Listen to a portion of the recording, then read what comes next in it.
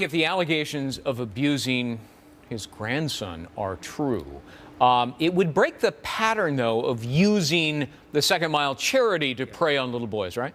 That's really what the pattern is right now. He's going after these underprivileged kids that are underneath his care in a way. He took them on trips. He was able to have them in a private setting, and it would break that pattern of going after the most underprivileged kids. To have these kids actually in his house, this would break the pattern. You know, Masa, the allegations of abusing the grandson are really pretty chilling. But when you consider what Mike just said, of using the charity as a conduit to grooming, as pedophiles often do, young boys, what about the liability of this charity, which has assets of $9 million?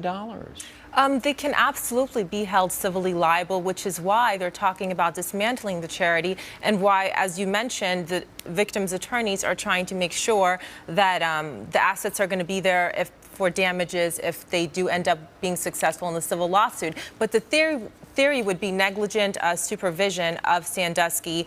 This charity knew that 10 years ago he was showering with little boys, and yet they let him go on these one-on-one trips alone, Greg. You know, Mike, our people are on the ground for the better part of the last 10 days doing a 1-hour documentary that just aired, and they tell us, look, everybody knew what was going on. I mean, it does really sound like a conspiracy to cover up to protect the football program.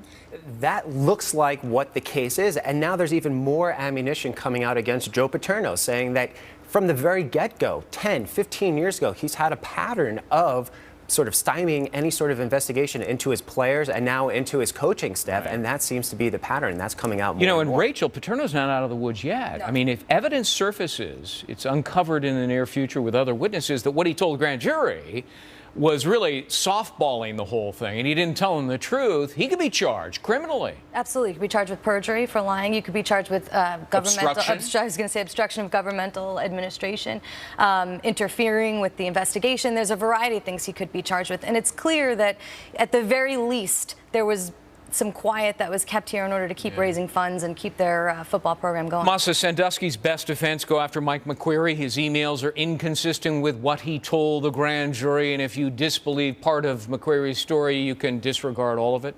Exactly, and that's a common charge that's given to juries. Exactly. So I think the most powerful evidence against Sandusky is that 2002 shower incident that was eyewitnessed by McQueary, and the defense is already trying to attack his credibility, saying, look, he saw a child getting raped, he never called 911, and then he continued to socialize with Sandusky, a child rapist. Does that make sense? That's what they're going to say.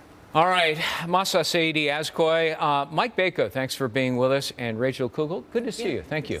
Thank you all. As bloody protests